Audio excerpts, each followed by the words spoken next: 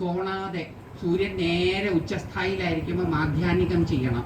കണ്ടുകൊണ്ട് സൂര്യൻ അസ്തമിക്കുന്നത് കണ്ടുകൊണ്ട് സായം സന്ധ്യാവന്ദനം ചെയ്യണം. ഇതാണ് സന്ധ്യാവന്ദനത്തിന്റെ ഒരു പ്രമാണം. കാണാതെ കോണാതെ കണ്ടുകൊണ്ട്.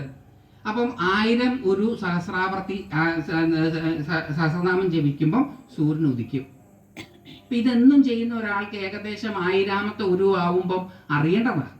സാധാരണഗതിയിൽ നിങ്ങളാണെങ്കിൽ ജപിച്ചിട്ടുണ്ടെങ്കിൽ നമ്മൾ എന്നും ജപിക്കുന്ന സംഖ്യയാകുമ്പം ബയോളജിക്കലി നമുക്കൊരു ഋതമുണ്ട്. നമ്മുടെ ശരീരം നമ്മളെ അറിയിക്കും. അപ്പോൾ ഏകദേശം അറിയേണ്ടതാണ്. ഈ ഇന്ദ്രൻ അഹല്യയിൽ മോഹിതനായിട്ട് ഈ ഗൗതമനെ ഒബ്സർവ് ചെയ്തു. ഇങ്ങനെ എന്നും രാവിലെ എഴുന്നേക്കുന്നത് അലാം ക്ലോക്ക് കേൾക്കുമ്പോഴാണ്. ഈ അലാം ക്ലോക്ക് എന്ന് പറഞ്ഞാൽ പണ്ട് കോഴിയായിരുന്നു അലാം ക്ലോക്ക്. അപ്പൊ ഈ കോഴി കൂവുമ്പോഴാണ് ഇങ്ങനെ എഴുതുന്നത്. ഇങ്ങനെ എന്ത് ചെയ്തെന്ന് വെച്ചാൽ ക്ലോക്ക് റീസെറ്റ് ചെയ്തു. ആദ്യമായിട്ട് ഒരു പക്ഷെ കൈക്കൂലി കൊടുത്ത ആൾ ഇന്ദ്രനായിരിക്കും കോഴിക്ക് നേരത്തെ കൂവാൻ. അല്ലെ കോഴി കൂവുകയല്ലോ. അപ്പൊ കോഴിയോട് പേടിപ്പിച്ചിട്ടാണോ പ്രലോഭിപ്പിച്ചിട്ടാണോ എന്നറിയില്ല, കോഴി സമ്മതിച്ചു കൂവാൻ. അങ്ങനെ കോഴി 7:30 വിളിക്കുന്നതിന് മുമ്പേ കൂവി. കോഴി കൂവിയത് കേട്ട പാതി കേൾക്കാത്ത പാതി കിടക്കപ്പായയിൽ നിന്ന് എഴുന്നേറ്റ് ഗൗതമൻ ഓടി പുഴയിലേക്ക്. എന്നിട്ട് സഹസ്രാവർത്തി ചെയ്യാൻ തുടങ്ങി. 1 കഴിഞ്ഞു, 2 കഴിഞ്ഞു, 3, 3000ആയി. എന്നിട്ടും സൂര്യൻ ഉദിക്കുന്നില്ല എന്ന് കണ്ടപ്പോഴാണ് ഗൗതമന് തോന്നിയത് എന്തോ പെശക് പറ്റിയെന്ന്. ഇത്രയൊക്കെ ജപിച്ചിട്ടും ഗൗതമന്റെ ബുദ്ധി പ്രചോദിതമായിട്ടില്ല. അതുകൊണ്ടാണല്ലോ ഈ സംഭവമൊക്കെ ഉണ്ടായത്. പ്രചോദിതമായിരുന്നെങ്കിൽ ഇതുണ്ടാവില്ലല്ലോ. അപ്പൊ ഓടിക്കതച്ച് വന്നപ്പം അതാ ഗൗതമന്റെ വേഷത്തിൽ ഒരു മാന്യം വീട്ടിൽ ഇറങ്ങി പോകുന്നു. എന്താ ആദ്യം വരിക? ദേഷ്യം. അപ്പൊ എന്ത് ചെയ്യും? പ്രാഗും ശപിച്ചു. നീ എന്തൊന്ന് ആഗ്രഹിച്ചാണോ നീ ഇവിടെ വന്നത് അതായി തീരട്ടെ, നിന്റെ ശരീരം പോയില്ലേ. കാക്കൽ വീണു, ക്ഷമ ചോദിച്ചു. ഇവർക്ക് കോപം സ്ഥായിയായിട്ടില്ല. ഉടനെ ക്ഷമിച്ചു. നമ്മളാണെങ്കിലോ ക്ഷമിച്ചു എന്ന് കാണിച്ചിട്ട് പിന്നെ പുറകിൽ നിന്ന് പാര വയ്ക്കും. അന്ന് അങ്ങനെയല്ല. അന്ന് ദേഷ്യം വരും, ക്ഷമ ചോദിച്ചാൽ ദേഷ്യം കൊടുക്കും. ഒന്നും വ്യക്തിഗതമായിട്ടല്ല. ദേഷ്യം വരുന്നത് സഹജ സ്വഭാവമാണ്, ക്ഷമ വരുന്നതും സഹജ സ്വഭാവമാണ്. വന്നും പോയും ഇരിക്കും മേഘങ്ങൾ ആകാശത്തിൽ എന്നതുപോലെ മനസ്സിൽ വികാരങ്ങൾ ഒന്നും സ്ഥായിയായിട്ട് നിൽക്കില്ല. അപ്പൊ ഇദ്ദേഹം എന്ത് ചെയ്തു? ക്ഷമയും കൊടുത്തു. അഹല്യയും ശപിച്ചു. ഒരു തെറ്റും, ഞാൻ അഹല്യയുടെ ഭാഗത്താണ്. അഹല്യ ഒരു തെറ്റും ചെയ്തിട്ടില്ല. ശരിക്കും പ്രചോദിതനല്ലാത്ത ഗൗതമനാ കുറ്റക്കാരൻ. കോഴി കൂവി എന്ന് പറഞ്ഞ് കേട്ട പാതി കേൾക്കാത്ത പാതി ഇറങ്ങി പോകാൻ പാടുണ്ടോ? ഈ ഇറങ്ങി പോകുമ്പോൾ ഒന്ന് മാനത്തേക്ക് നോക്കിയ നക്ഷത്രങ്ങളുടെ ഗതിവിഗതികൾ നോക്കിയ സമയമില്ലേ? മേലോട്ടൊക്കെ ഇടയ്ക്കൊന്നും നോക്കണം. എപ്പോഴും നടന്നാ പോരാ. അപ്പൊ ഇതൊന്നും ചെയ്യാതെ അവിടെ പോയി ഇയാളുടെ പ്രചോദിതമല്ലാത്ത ബുദ്ധി കൊണ്ട് ചെയ്ത പ്രവൃത്തി കാരണം ഭാര്യയ്ക്ക് അനുഭവിക്കേണ്ടെന്ന ദുരനുഭവം ഉണ്ടായപ്പം ഉത്തരവാദിത്തം ഏറ്റെടുക്കുന്നതിന് പകരം അയമേൻ ശപിച്ചു. നീ കല്ലായി പോകട്ടെ. അയമേൻ കാലി വീണു, ശാപമോചനം തേടി അത് കൊടുത്തു. ത്രേതായുഗത്തില് ശ്രീരാമൻ ആയിട്ട് ഭഗവാൻ അവതരിക്കും. അപ്പോൾ പാദം കൊണ്ട് നിന്നെ സ്പർശിക്കും. വാൽമീകി രാമായണത്തിലില്ല, ആധ്യാത്മ രാമായണത്തിലേ ഉള്ളൂ കഥ.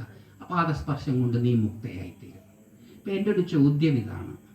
ഒരു പണിയില്ല, വെറുതെ പാറയായിട്ട് നിന്നാൽ മതി. കുറച്ച് മെനക്കെട്ടുണ്ട്, വെയിലും കൊള്ളണം, മഴയും കൊള്ളണം, കുറച്ച് പായലൊക്കെ പിടിക്കും എന്നുള്ളത് ഒഴിച്ചാൽ വേറെ കുഴപ്പമൊന്നുമില്ല.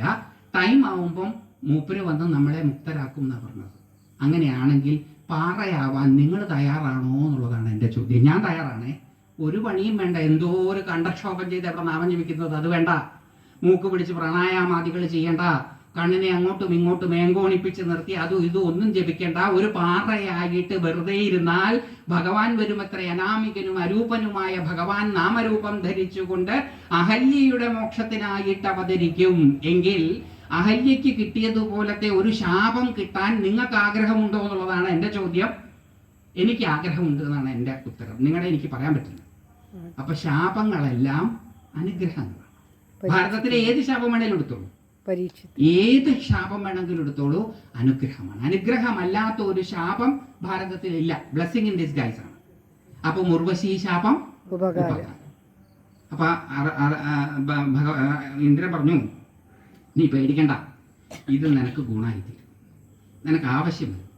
നിന്റെ ജീവിതത്തിൽ ഈ ശാപം നിനക്ക് ആവശ്യമായിട്ടുണ്ട്. അങ്ങനെയാണ് ഒരു വർഷക്കാലം ബൃഹന്നളയായിട്ട് ഉത്തരാ രാജകുമാരിയെ നിർത്താം. അപ്പൊ അർജുനന് അസ്ത്രശസ്ത്രാദികളിൽ മാത്രമല്ല നൈപുണ്യം, നൃത്തത്തിലും നൈപുണ്യമുണ്ട്. അതായത് അർജുനൻ ഒരു കലാകാരനും കൂടി ആണ്. അപ്പം യുദ്ധം എന്ന് പറയുന്നത് ഒരു കൊല്ലലല്ലേ. നിങ്ങൾ ഉടനെ വേൾഡ് വാർ 1ഉം വേൾഡ് വാർ 2ലേക്കൊന്നും ഓടരുത്. ഇത് എഴുതിയ കാലഘട്ടത്തില് വേൾഡ് വാർ ഒന്നുമില്ല. അതുകൊണ്ട് കൊല്ലുന്നത് ഒരു കലയാണോ എന്നൊന്നും ചോദിച്ചേക്കരുത്. കലാകാരനാണ് അർജുനൻ. അപ്പം അതായത് അദ്ദേഹത്തിൻ്റെ ഹൃദയം എന്ന് പറഞ്ഞാൽ, കലാകാരൻ്റെ ഹൃദയം എന്ന് പറഞ്ഞാൽ അതിലോലമായിരിക്കും, വളരെ സെൻസിറ്റീവ് ആയിരിക്കും കലാകാരൻ ബാക്കിയുള്ളവരെക്കാൾ. അപ്പം അർജുനൻ ഒരു കലാകോവിദനും കൂടിയാണ്. അപ്പം അപ്പോഴേ നമുക്ക് ഈ അസ്ത്രശസ്ത്രാദികൾ പ്രയോഗിക്കുന്നതിൽ നൈപുണ്യമുള്ളവരെ പറ്റിയിട്ടുള്ള നമ്മുടെ ധാരണ അവർ ഹൃദയ കാഠിന്യത്തോടു കൂടിയവരായിരിക്കും എന്നാണ്. അങ്ങനെയല്ല, Arjunan is A very sensitive person. നൃത്തം പഠിപ്പിക്കുകയാണ്. അങ്ങനെ ഇരിക്കുന്ന സമയത്താണ് ഇവരിവിടെ ഉണ്ട് എന്നുള്ളൊരു സൂചന. അജ്ഞാതവാസ കാലഘട്ടത്തിൽ പിടിച്ചാൽ പിന്നീട് 12 വർഷം പിന്നീടും പോകണം, 12 വർഷം കാട്ടിൽ.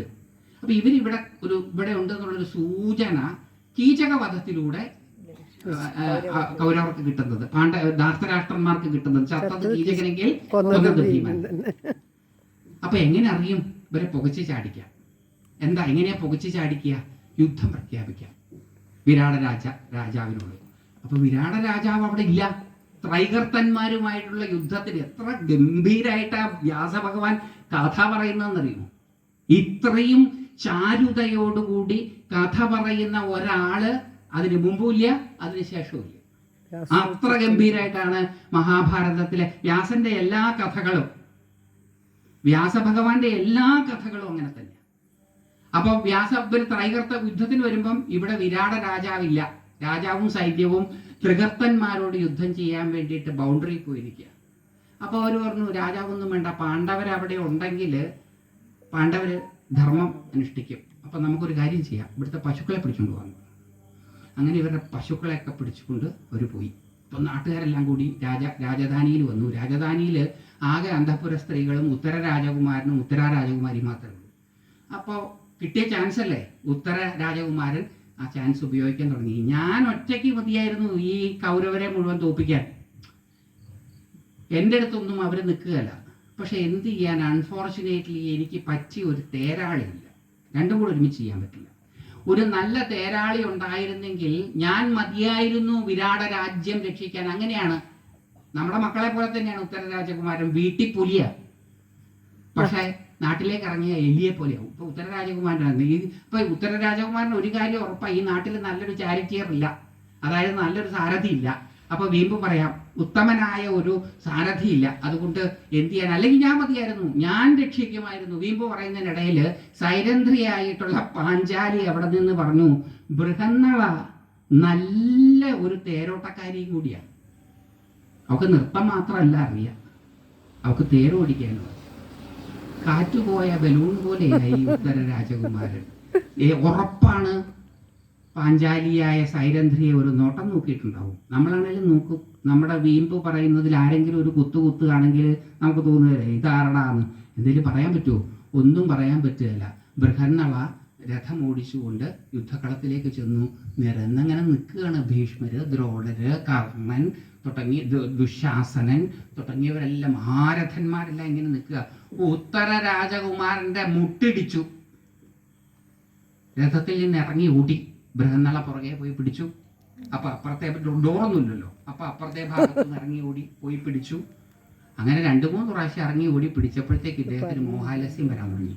അപ്പൊ ബൃഹന്നള പറഞ്ഞു, പേടിക്കണ്ട, ഞാൻ അർജുനനാണ് ശരിക്കും.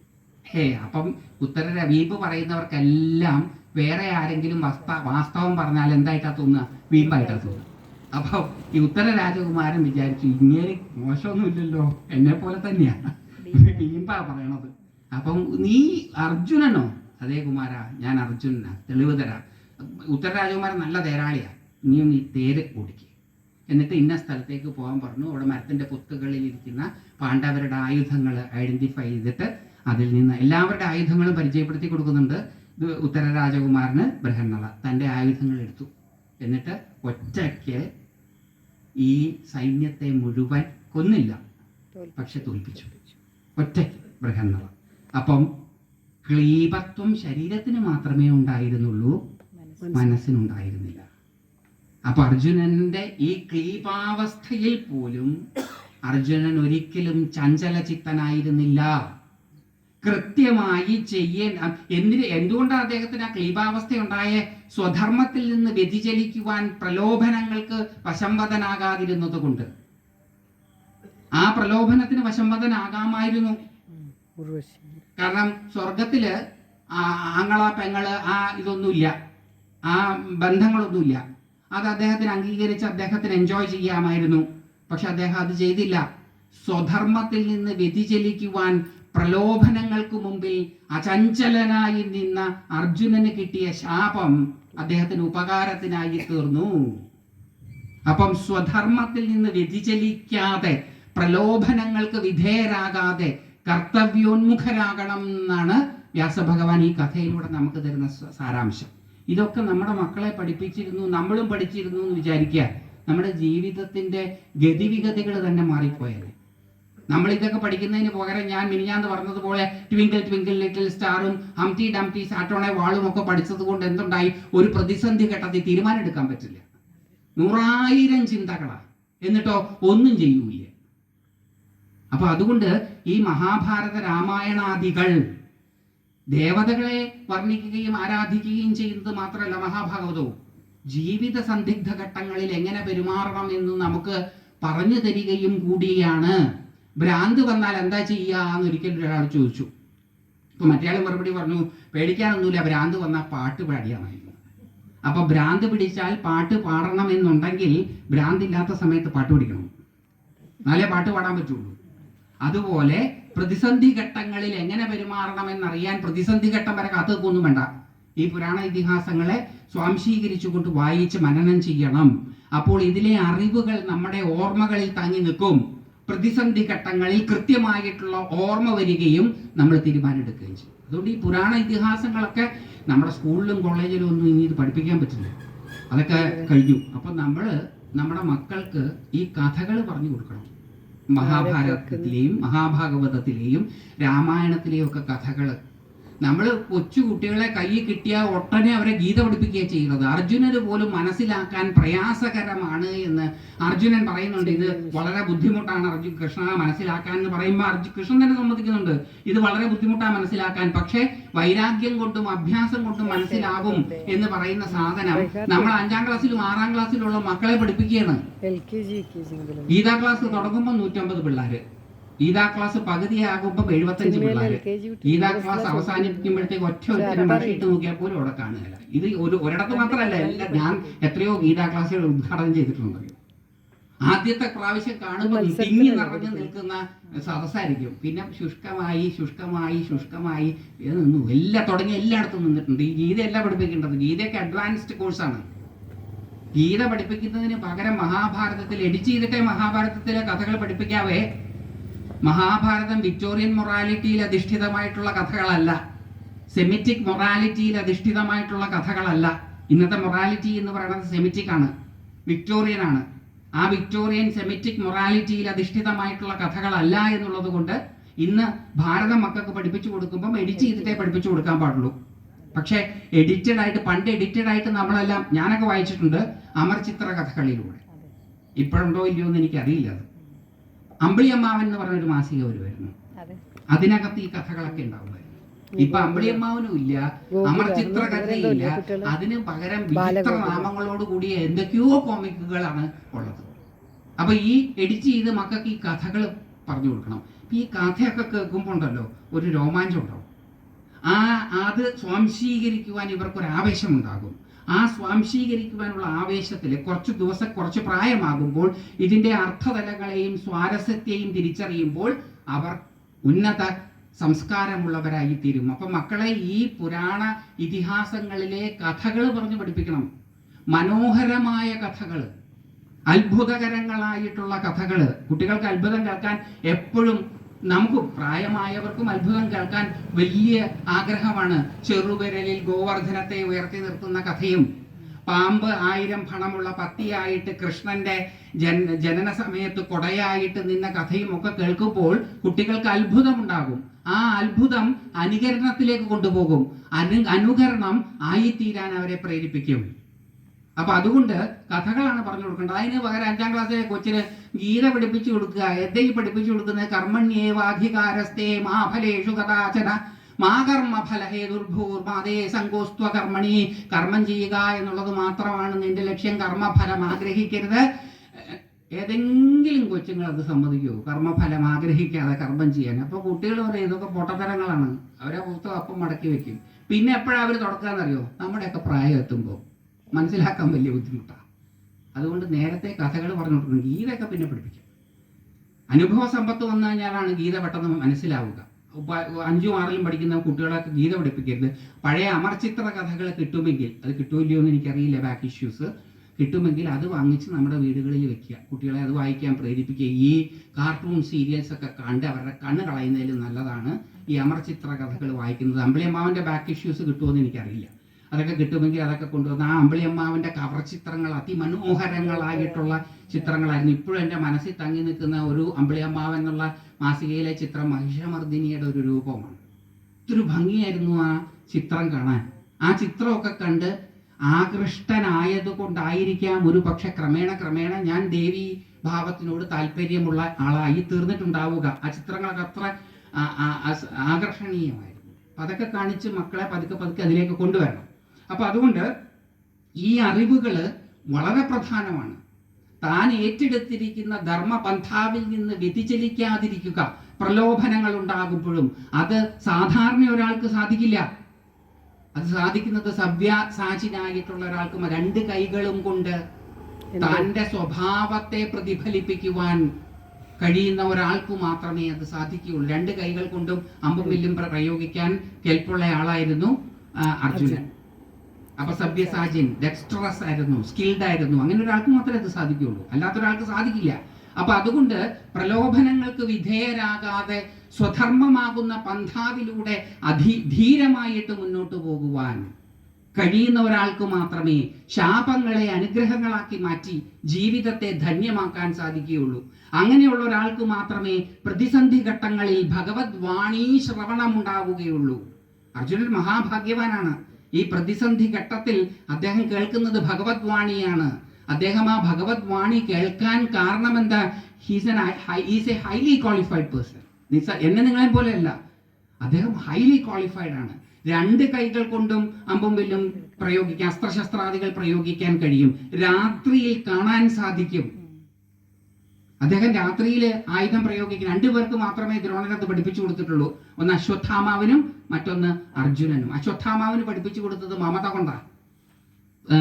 ഭഗവാൻ അർജുനന് പഠിപ്പിച്ചു കൊടുത്തത് കഴിവ് കൊണ്ടാണ്. അതുകൊണ്ടാണ് അശ്വത്ഥാമാവിന് അത് ഫലിക്കാതെ പോയതും അർജുനന് അത് ഫലിക്കുന്നതും. അപ്പം ഈ ഇരുട്ടത്ത് കാണാൻ കഴിയുന്ന കഴിവ് ഉപയോഗിച്ചിട്ടാണ് അശ്വത്ഥാമാവ് പാഞ്ചാലിയുടെ അടക്കമുള്ള മക്കളെയെല്ലാം കൊന്നുകളയുന്നത്. അപ്പം അശ്വത്ഥാമാവ് യോഗ്യനായിരുന്നില്ല അത് പഠിക്കാൻ. അപ്പൊ പിന്നെന്തിനാ ദ്രോണരത് പഠിപ്പിച്ചത്? മമതാബന്ധം കൊണ്ട്. ആ മമതാബന്ധമാണ് പിന്നീട്, ആ മമതാബന്ധം കാരണമാണ് ദ്രോണര് മരിച്ചത്. ദ്രോണരെ കൊല്ലാൻ പറ്റില്ല. എങ്ങനെയാ കൊന്നത്? അശ്വത്ഥാമാഹത അഥ കുഞ്ചര. എന്നുള്ളത് പതുക്കെയാ പറഞ്ഞത്.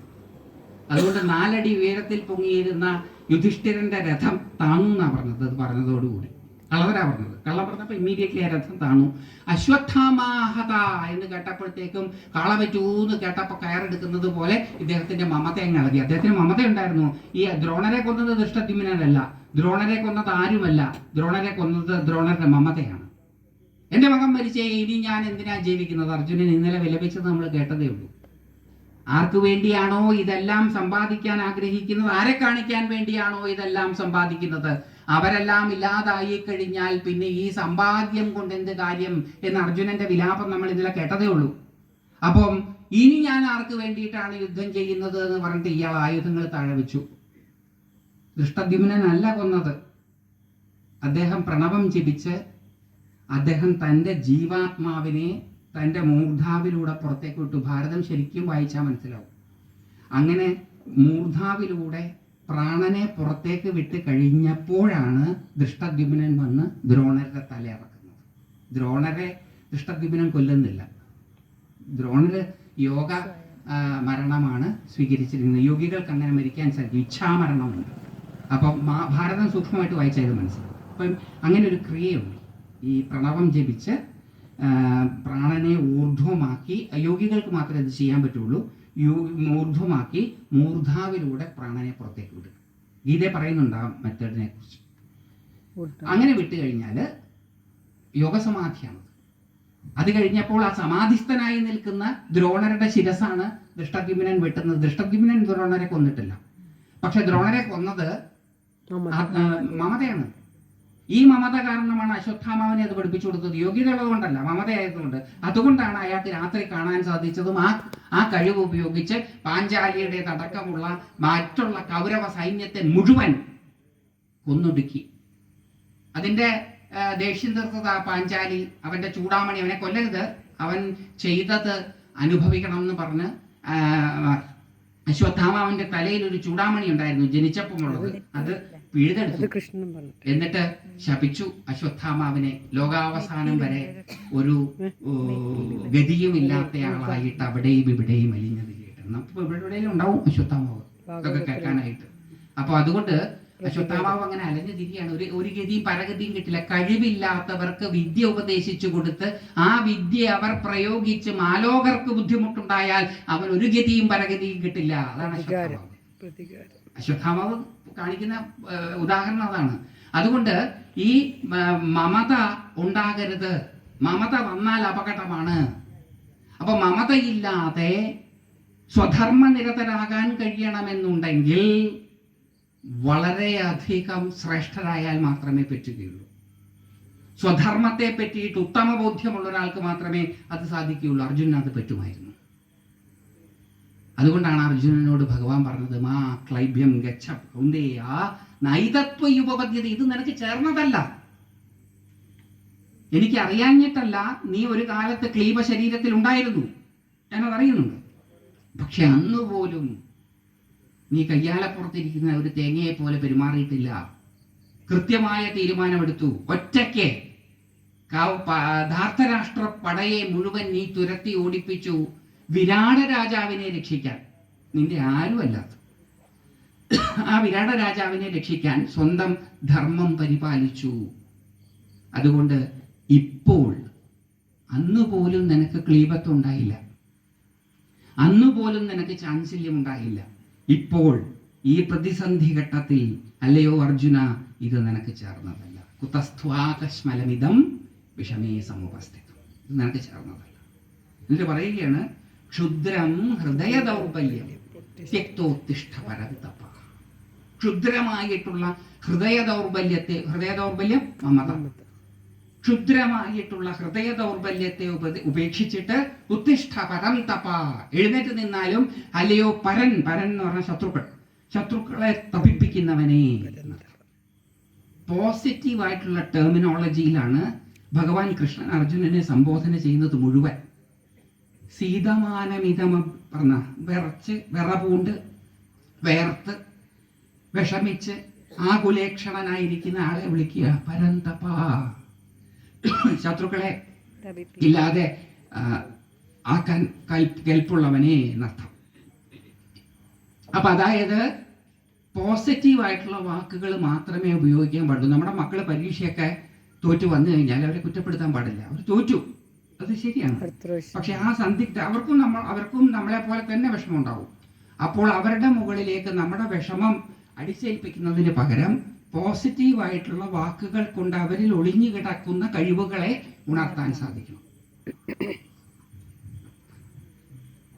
അങ്ങനെ നമുക്ക് സാധിക്കാതെ പോകുന്നത് നമ്മൾ പലപ്പോഴും മമതാബദ്ധരാകുന്നത് കൊണ്ടാണ്. മമതാബദ്ധരാകുമ്പോഴാണ് കമ്പാരിസൺ ഉണ്ടാവുക. കമ്പയർ ചെയ്യുമ്പോഴാണ് നമുക്ക് ഈ പ്രശ്നങ്ങളെല്ലാം ഉണ്ടാവുക. അപ്പോൾ മക്കളെ നമ്മൾ ഒന്നാമതേ അവർ തളർന്നാണ് വരുന്നത്, അവരെ നമ്മൾ കൂടുതൽ തളർത്തും. അർജുനനോട് അങ്ങനെയല്ല. പരംതപ, പരന്മാരെ കണ്ടിട്ട് വിറച്ചിരിക്കുന്ന ഒരാളെ വിളിക്കുകയാണ്. മുട്ടി വിറച്ചു എന്ന് കുറച്ചു നേരത്തെ പറഞ്ഞത്.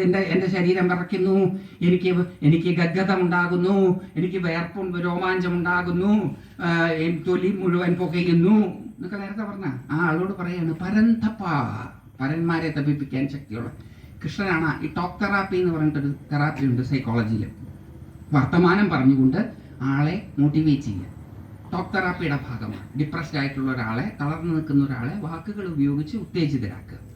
ഈ ടോക്ക് തെറാപ്പിസ്റ്റ്, ആദ്യത്തെ ടോക്ക് തെറാപ്പിസ്റ്റ് ഭഗവാൻ കൃഷ്ണനാണ്. അതിൽ ഭഗവാൻ ഉപയോഗിക്കുന്ന എല്ലാ പദങ്ങളും, ഇത് നമ്മൾ ശ്രദ്ധിക്കേണ്ട കാര്യമാണ്, എല്ലാ പദങ്ങളും പോസിറ്റീവായിട്ടുള്ള പദങ്ങൾ. ഒരിടത്ത് പോലും എടാ പരാജയ ഭീതിയുള്ളവനെ, എടാ ആ ഒറ്റ പ്രാവശ്യമേ പറഞ്ഞിട്ടുള്ളൂ ഈ പ്രതിസന്ധി ഘട്ടത്തിൽ ഈ വൃത്തികെട്ട ചിന്ത എങ്ങനെ ഉണ്ടായി എന്ന്. ബാക്കി ഒരിക്കലും അത് മോശമായിട്ടല്ല പറഞ്ഞത്. ആ പ്രവൃത്തിയെയാണ് ഉദ്ദേശിച്ചത്. ആളെ അദ്ദേഹം ഒരിക്കലും മോശമായിട്ട് കാണിക്കുന്നില്ല. അത് നമ്മൾ വളരെയധികം ശ്രദ്ധിക്കേണ്ടതാണ്. ആരോട് സംസാരിക്കുമ്പോഴും പോസിറ്റീവായിട്ട് സംസാരിക്കാൻ ശ്രമിക്കുക. അപ്പോഴെന്താ കാര്യം എന്ന് വെച്ച് കഴിഞ്ഞാൽ, എല്ലാവരിലും ഉറങ്ങിക്കിടക്കുന്ന കഴിവുകളെ നമുക്ക് ഉണർത്താൻ സാധിക്കും. നമുക്ക് മറ്റുള്ളവർക്ക് ഒരു പ്രേരക ശക്തിയായി തീരാൻ സാധിക്കും. അപ്പൊ ഇവിടെ പറയുകയാണ്, ക്ഷുദ്രം ഹൃദയ ദൗർബല്യം ത്യക്തോത്തിഷ്ഠ പരം തപ. ക്ഷുദ്രമായിട്ടുള്ള നീചമായിട്ടുള്ള ഹൃദയ ദൗർബല്യത്തെ, ഹൃദയത്തിന്റെ ദൗർബല്യമാണ് മമത, അതിനെ ഉപേക്ഷിച്ചിട്ട്, അല്ലയോ ശത്രുക്കളെ തപിപ്പിക്കുന്നവരെ എഴുന്നേറ്റാലും. കാരണം ഇത് താഴെ വെച്ച് ഇരുന്നു എന്നാ പറഞ്ഞത്, ഇപ്പൊ പറയണത് എഴുന്നേറ്റാലും എന്നാണ്. അപ്പൊ ഇത് പറയാൻ വളരെ എളുപ്പമാണ്. ഈ ഹൃദയ ദൗർബല്യം ത്യജിക്കണം എന്നൊക്കെ പറയാൻ വളരെ എളുപ്പമാണ്. ഈ ഉപദേശിക്കാൻ ആർക്കും കഴിയും. സ്വന്തം ജീവിതത്തിൽ അത് അനുവർത്തിച്ചിട്ടുണ്ടെങ്കിൽ മാത്രമേ വാക്കുകൾക്ക് ശക്തി ഉണ്ടാവുള്ളൂ. അല്ലാത്തവരുടെ വാക്കുകൾ കടലാസപ്പൂ പോലെയാണ്. അതുകൊണ്ടാണ് നമ്മുടെ ഉപദേശമൊന്നും നമ്മുടെ മക്കൾ ചെവി കൊള്ളാത്തത്. എന്തോരം ഉപദേശം നമ്മൾ മക്കൾക്കും കൊടുക്കുന്നുണ്ട്, അയൽവക്കക്കാരുടെ മക്കൾക്കും കൊടുക്കുന്നുണ്ട്, ബസ്സിലും കാറിലും ജീപ്പിലും എങ്ങാനും പോകുന്ന മക്കൾക്കും കൊടുക്കുന്നുണ്ട്. നമ്മൾ ഉപദേശത്തിൻ്റെ പെട്ടിയായിട്ട് ഇങ്ങനെ നടക്കാൻ ഒരു കാര്യമില്ല. എന്താ കാര്യം? സ്വന്തം ജീവിതാനുഭവത്തിൽ നിന്ന് ഉരുത്തിരിഞ്ഞു വരുന്ന വാക്കുകളല്ല ഉച്ചരിക്കുന്നത്. നമുക്കൊന്ന് പരിശോധിക്കണം, ഭഗവാൻ നമ്മളെപ്പോലെ തന്നെയാണോ? ക്ഷുദ്രം ഹൃദയ ദൗർബല്യം ത്യക്തോത്തിഷ്ഠ പരം തപ. ഉപദേശിയാവാൻ ആർക്ക് കഴിയും? അപ്പോൾ ഭഗവാൻ അങ്ങനെയാണോ എന്നൊന്ന് പരിശോധിക്കാൻ നമുക്ക് വൃന്ദാവനത്തിലേക്ക് പോകണം, ഭഗവാന്റെ ബാല്യകാലത്തിലേക്ക്. ആ ബാല്യകാലത്തിൽ സുഖസമൃദ്ധമായ സ്വർഗ സദൃശമായ ജീവിതമാണ് ഭഗവാൻ നയിക്കുന്നത്. ഭഗവാന് വെണ്ണ കക്കാൻ വേണ്ടിയിട്ട് ഉറി താഴ്ത്തിക്കെട്ടുന്നു ഗോപികമാർ. ഭഗവാന് കക്കാൻ വേണ്ടിയിട്ടാണ്. ഭഗവാന് വേണ്ടിയിട്ട് വൃന്ദാവനം മുഴുവൻ ഒരുങ്ങി നിൽക്കുകയാണ്. ഗോകുലം മുഴുവനും ഭഗവാന് വേണ്ടിയിട്ട് ഒരുങ്ങി നിൽക്കുകയാണ്. ഭഗവാനാണ് അവിടുത്തെ സെന്റർ ഓഫ് അട്രാക്ഷൻ. എല്ലാ ഗോപന്മാരുടെയും ഗോപികമാരുടെയും ഗോക്കളുടെയും സെന്റർ ഓഫ് അട്രാക്ഷൻ ഭഗവാനാണ്. സ്വർഗ സമാനമായിട്ടുള്ള ജീവിതം. ആ സമയത്താണ് ക്രൂരമായിട്ടുള്ളൊരു മെസ്സേജുമായിട്ട് അക്രൂരം വരുന്നത്. എന്താ വരുന്നത്? കൃഷ്ണ, നീ ഇങ്ങനെ ഗോപികമാരോടും ഗോക്കളോടും വല്ലവരുടെ മുറി കെട്ടിത്തൂക്കിയിട്ടിരിക്കുന്ന വെണ്ണക്കട്ടുമൊക്കെ ജീവിക്കേണ്ട ആളല്ല. നിന്നെ കാത്ത് ചില ദൗത്യങ്ങൾ ഉണ്ട്. എന്താ ദൗത്യം? ഫയൽമാൻ ആയിട്ടുള്ള അമ്മാവനെ തട്ടുക എന്നുള്ളത്. അതാ ദൗത്യം. ജീവിത ദൗത്യം കാത്തിരിക്കുന്നുണ്ടെന്ന്. ഇങ്ങനെ ഗോപികമാരുടെ പുറകെ പോവാനും ഗോക്കളുടെ അകട്ടിൽ നിന്ന് പശുക്കിടാങ്ങൾക്ക് ചുരത്തുന്ന പാൽ അവർക്ക് കൊടുക്കാതെ കുടിക്കാനും ഗോപികമാര് വീട്ടിൽ കെട്ടി തൂക്കിയിട്ടിട്ടുള്ള ഉറി അടിച്ചു പൊട്ടിച്ച് വെണ്ണ കക്കാനും ഉള്ളതല്ല നിന്റെ ജീവിതം. നിന്റെ ജീവിതത്തിൽ നിന്നെ കാത്ത് പല കാര്യങ്ങളും നിൽക്കുന്നു. എന്താ കാര്യം? കംസനെ കൊല്ലണം. നമ്മളായിരുന്നു കൃഷ്ണന്റെ സ്ഥാനത്തെങ്കിൽ സെക്യൂർഡ് ആയിട്ടുള്ള വൃന്ദാവനം വിട്ട് ഒരു സെക്യൂരിറ്റിയും ഇല്ലാത്ത മഥുരയിലേക്ക് പോകുമായിരുന്നു. നമ്മൾ ഒരു ജോലി വിട്ട് വേറൊരു ജോലി സ്വീകരിക്കുന്നത് തന്നെ കൂടുതൽ ശമ്പളവും കൂടുതൽ പേർക്സും കൂടുതൽ സൗകര്യവും കിട്ടുമ്പോൾ മാത്രമാണ്. അല്ലെങ്കിൽ ഈ സെക്യൂരിറ്റിയാണ് നമ്മൾ അന്വേഷിക്കുന്നത്. സെക്യൂർ ആയിട്ടുള്ളൊരു ജീവിതമാണ് ഞാനും നിങ്ങളും ഒക്കെ കാക്ഷിക്കുന്നത്. അപ്പം ഭഗവാന് വൃന്ദാവനത്തെക്കാൾ ഒരു സെക്യൂരിറ്റി വേറെ എവിടെയെങ്കിലും ഉണ്ടോ? ഇനി അതുമാത്രമല്ല, കംസനെ നിഗ്രഹിക്കുക എന്നുള്ളതാണ് നിന്റെ ദൗത്യം. അത് നിനക്ക് സാധിക്കും എന്നൊരിക്കലും അക്രൂരൻ പറയുന്നുമില്ല. അക്രൂരൻ പറയുന്നത് അമ്മാവനായ കംസന്റെ പിടിയിൽ നിന്ന് രാജ്യത്തെ രക്ഷിക്കുക. കംസന്റെ അച്ഛനെയും അമ്മയെയും നിന്റെ അച്ഛനെയും അമ്മയെയും നിന്റെ യഥാർത്ഥത്തിലുള്ള അച്ഛനെയും അമ്മയെയും മോചിപ്പിക്കണം. 10 വയസ്സോ 12 വയസ്സോ ഉള്ള ബാലനോടായി പറയണത്. അപ്പം ഒരു സെക്യൂരിറ്റിയും ഇല്ലാത്ത ഈ കംസനോട് യുദ്ധം ചെയ്യുമ്പോൾ കൃഷ്ണൻ ജയിക്കും എന്ന് എവിടെയും അക്രൂരൻ പറയുന്നില്ല. കൃഷ്ണൻ മരിക്കാനുള്ള സാധ്യതയുണ്ട്. കാരണം കംസൻ ഒരു ഗംഭീര യോദ്ധാവാണ്. അപ്പോൾ ആ ഗംഭീരനായിട്ടുള്ള യോദ്ധാവിനെ നേരിടുമ്പോൾ മരണം പോലും സംഭവിക്കാം. അനിശ്ചിതമായ ഭാവിയുടെ വിരിമാറിലേക്ക് സുനിശ്ചിതമായ സുരക്ഷിതമായ വർത്തമാനകാലത്തെ ഉപേക്ഷിച്ച് നടന്നു കയറാനാണ് അക്രൂരൻ പറയുന്നത്. ഞാനും നിങ്ങളുമാണെങ്കിൽ ഒരു കാരണവശാലും സുരക്ഷിതമായ വൃന്ദാവനം വിട്ട് അസുരക്ഷിതമായ മഥുരയിലേക്ക് പോവുകയില്ല. അതുകൊണ്ട് ഞാനും നിങ്ങളും ഒരു കാലത്തും ശ്രീകൃഷ്ണനായി തീരാൻ പോകുന്നില്ല. ശ്രീകൃഷ്ണനായി തീരണമെന്നുണ്ടെങ്കിൽ സുരക്ഷിതമായിട്ടുള്ള സാഹചര്യങ്ങളിൽ നിന്ന് ഉത്തരവാദിത്വം വന്ന് മാടി പിടിക്കുമ്പോൾ അസുരക്ഷിതമായിട്ടുള്ള ഭാവി കാലഘട്ടത്തിലേക്ക് ആത്മവിശ്വാസത്തോടുകൂടി സന്തോഷത്തോടുകൂടി നടന്നു കയറുവാൻ സാധിക്കണം. ഇപ്പൊ ഭഗവാന്റെ ഗോൾഡൻ ടൈമാണ് വൃന്ദാവനത്തില്. ഇത് മാത്രമൊന്നുമില്ല അപ്പൊ ഭഗവാനുള്ളത്. ഭഗവാൻ ഒരു ചെറിയ പൊടി പ്രേമമുണ്ട്. അപ്പോൾ രാധിക എന്ന ഗോപികയുമായിട്ട് ഒരു ചെറിയ പ്രേമമുണ്ട് ഭഗവാൻ. പ്രേമമുണ്ടെങ്കിൽ ലോകം അസാമാന്യ സൗന്ദര്യമുള്ളതാണ്. പ്രണയമുള്ളവർക്കേ അറിയുള്ളൂ. ഞാൻ പ്രേമിച്ചിട്ടില്ല, കാവ്യങ്ങളിൽ വായിച്ചിട്ടുള്ളതാണ്. പക്ഷെ പ്രേമമുണ്ടെങ്കിൽ ലോകം മുഴുവനും സുന്ദരമാണ്. ഇരുട്ട്, കുട്ടാക്കൂറിരുട്ട് കാമുകിയുടെ കാർക്കൂന്തലിനെ ഓർമ്മിപ്പിക്കും. ചന്ദ്രികയുടെ നിറവ് കാമുകിയുടെ പൂനിലാ പുഞ്ചിരിയെ ഓർമ്മിപ്പിക്കും. താരകങ്ങള് കാമുകിയുടെ കണ്ണുകളിൽ തട്ടിക്കളിക്കുന്ന പ്രകാശത്തെ ഓർമ്മിപ്പിക്കും. അങ്ങനെ ഈ പ്രകൃതിയിലുള്ളതെല്ലാം കാമുകിയെ ഓർമ്മിപ്പിക്കും. കാമുകിയെ ഓർമ്മിക്കുമ്പോഴൊക്കെ മനസ്സിനൊരു സന്തോഷം ഉണ്ടാവും. അസാമാന്യ സന്തോഷത്തിലാണ് ഭഗവാൻ കഴിഞ്ഞുകൊണ്ടിരുന്നത്. അപ്പോഴാണ് ഈ അക്രൂരം വന്ന് പറഞ്ഞത്, ഇവിടെ ഇങ്ങനെ പ്രേമം ഡ്യൂറ്റൊക്കെ പാടിയിട്ടേ കഴിയാനുള്ളതല്ല, നീ അങ്ങോട്ട് വാ. കൃഷ്ണൻ രണ്ടാമതൊന്നും ആലോചിച്ചില്ല. കൃഷ്ണൻ തൻ്റെ ദൗത്യത്തിൻ്റെ പിരിമാറിലേക്ക് നടക്കാൻ സ്വീകരിച്ചു.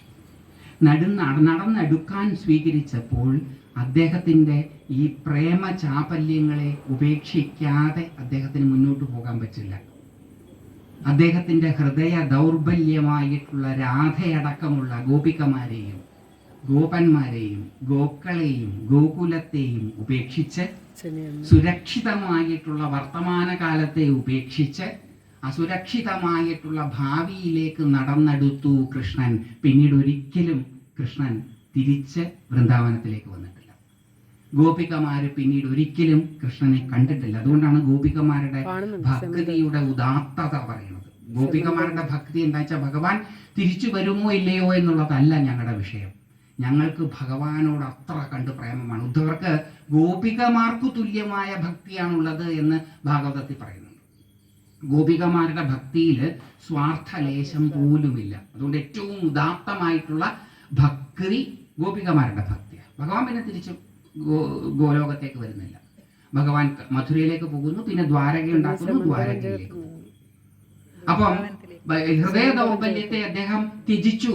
രാധയുടെ കണ്ണീരോ നന്ദഗോപരുടെ കണ്ണീരോ യശോദയുടെ കണ്ണീരോ ഗോപന്മാരുടെ ഗോക്കളുടെ കണ്ണീരോ ഒന്നും അദ്ദേഹത്തെ പിന്തിരിപ്പിച്ചില്ല. അസുരക്ഷിതമായിട്ടുള്ള തൻ്റെ ഭാവി ദൗത്യത്തിലേക്ക് എടുക്കുക എന്നുള്ളതാണ് തൻ്റെ കർത്തവ്യം. അതിൽ ജയിച്ചേക്കാം, പരാജയപ്പെട്ടേക്കാം. പരാജയപ്പെട്ടാൽ മരണം, ജയിച്ചാൽ വിജയം. ഈ തീരുമാനം എടുത്തയാളാണ് ഭഗവാൻ. അദ്ദേഹത്തിൻ്റെ ചെറുപ്രായത്തിൽ ഹൃദയ ദൗർബല്യത്തെ കർത്തവ്യ നിർവഹണത്തിന് വേണ്ടിയിട്ട് ഉപേക്ഷിച്ചയാളാണ് ഭഗവാൻ. ആ ഭഗവാനാണ് പിന്നീട് അർജുനനോട് പറഞ്ഞത്, ക്ഷുദ്രം ഹൃദയ ദൗർബല്യം ത്യക്തോത്തിഷ്ഠ പരന്തപ. ഭഗവാന്റെ ജീവിതത്തില് ഭഗവാൻ സ്വയം അനുഷ്ഠിക്കാത്ത അനുഭവിക്കാത്ത ഒരു ഉപദേശം പോലും ഭഗവാൻ അർജുനന് ഗീതയിൽ പകർന്നു കൊടുക്കുന്നില്ല. ഈ അർജുനനോട് ചെയ്യാൻ പറയുന്ന എല്ലാ കാര്യങ്ങളും ഭഗവാൻ സ്വജീവിതത്തിന്റെ പല ഘട്ടങ്ങളിലായിട്ട് സ്വയം അനുഷ്ഠിച്ചിട്ടുള്ളതാണ് എന്നുള്ളത് കൊണ്ട് ഈ വാക്കുകൾക്ക് ശക്തിയുണ്ട്. അനുഭവത്തിന്റെ തീച്ചൂളയിൽ നീറ്റിയെടുത്തിട്ടുള്ളതാണ് ഭഗവത് വാക്യങ്ങൾ എന്നുള്ളത് കൊണ്ട് അതിന് ഫലം കിട്ടി. അതുകൊണ്ടാണ് അവസാനം അർജുനൻ പറയുന്നത്, നഷ്ട്വാ മോഹം ലബ്ധ്വാ സ്മൃതി. 18-ാം അധ്യായത്തിൽ എന്റെ മോഹം നഷ്ടമായി, എനിക്ക് ഓർമ്മ തിരിച്ചു കിട്ടി. അല്ലയോ ഭഗവാനെ, അങ്ങ് പറയുന്നത് പോലെ ഞാൻ ചെയ്തു കൊള്ളാം.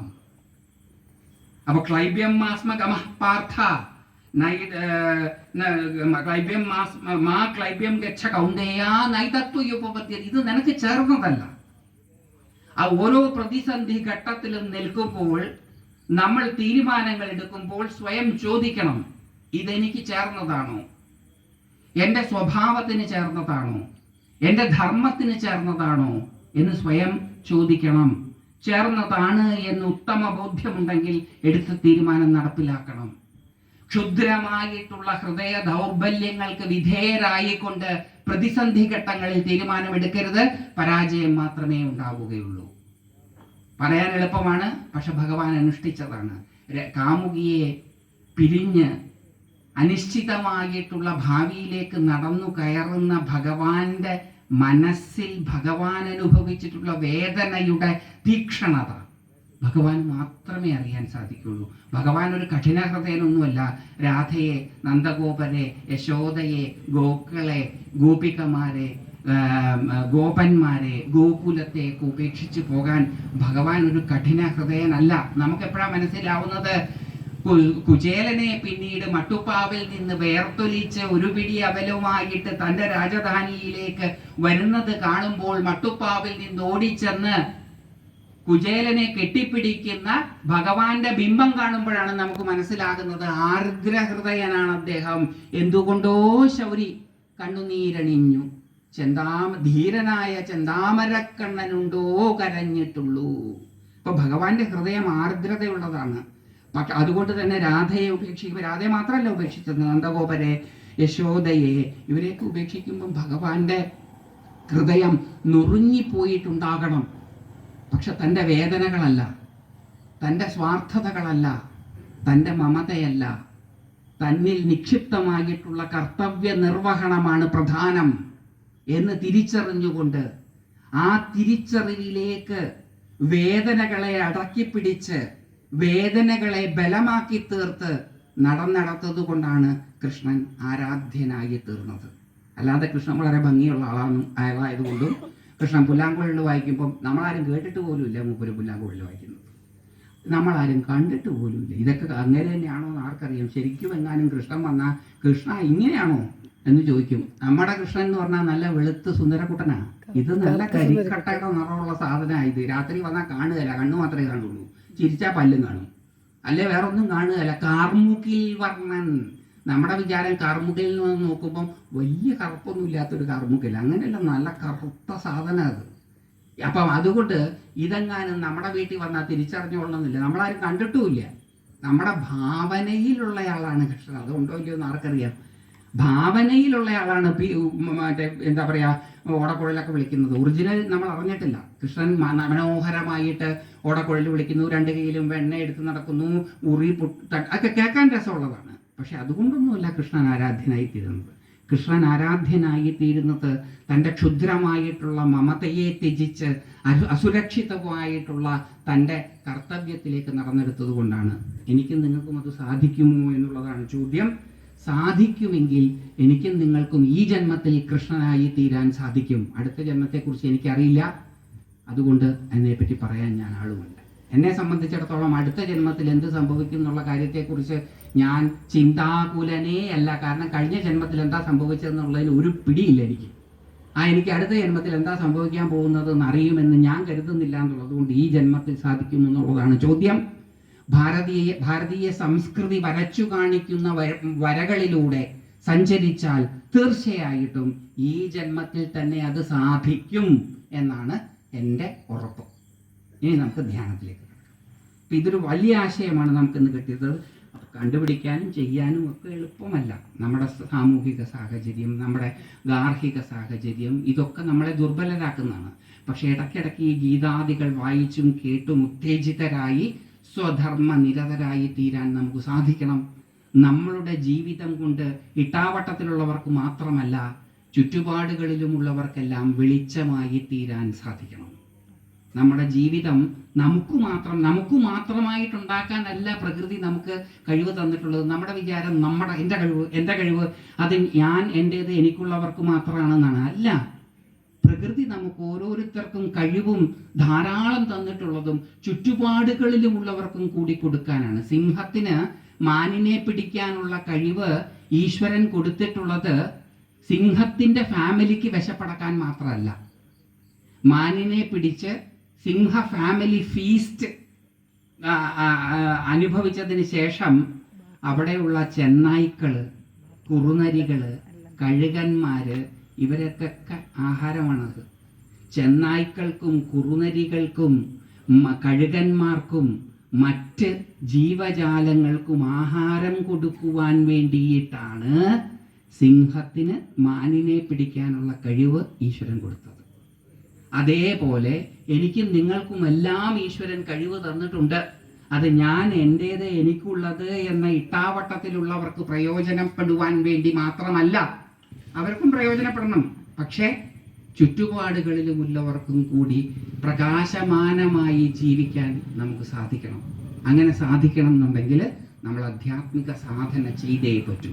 ആധ്യാത്മിക സാധനയിലൂടെ മാത്രമേ മമതയാകുന്ന സങ്കുചിത ബോധത്തെ വികസിതമായ അനൽപബോധമാക്കി തീർക്കാൻ നമുക്ക് സാധിക്കുകയുള്ളൂ. അപ്പോൾ ആ സാധനയിലേക്കാണ് ഇനി നമ്മൾ കടക്കുന്നത്. ഇന്നലെ ഞാൻ മഴ കാരണം, ഇന്ന് ദൈവാധീനത്തിന് മഴയില്ല, ഇന്നലെ ഞാൻ ആ ഇരിക്കേണ്ട രീതി പറഞ്ഞു, ഒന്നും കൂടി അത് പറയാം. ഇന്നലെ ശ്രദ്ധിച്ച് കേട്ട് കാണുകയില്ല. ഇരിക്കുന്നത് ഇരുത്തം വന്ന മനസ്സ് വരാം. ഇരിക്കാം, നടക്കാം, നിൽക്കാം, കിടക്കാം, ഇതിലെല്ലാം ചെയ്യാം. പക്ഷെ നമുക്ക് ഇരിക്കാനുള്ളത് ആദ്യം ചിന്തിച്ചിട്ട് പിന്നെ മറ്റേയിലേക്ക് കടക്കാം. അപ്പം ഇരിക്കുന്നത് എങ്ങനെ വേണം? റിലാക്സ്ഡ് ആയിട്ട് ഇരിക്കണം. ശരീരം റിലാക്സ്ഡ് ആയിട്ടായിരിക്കണം.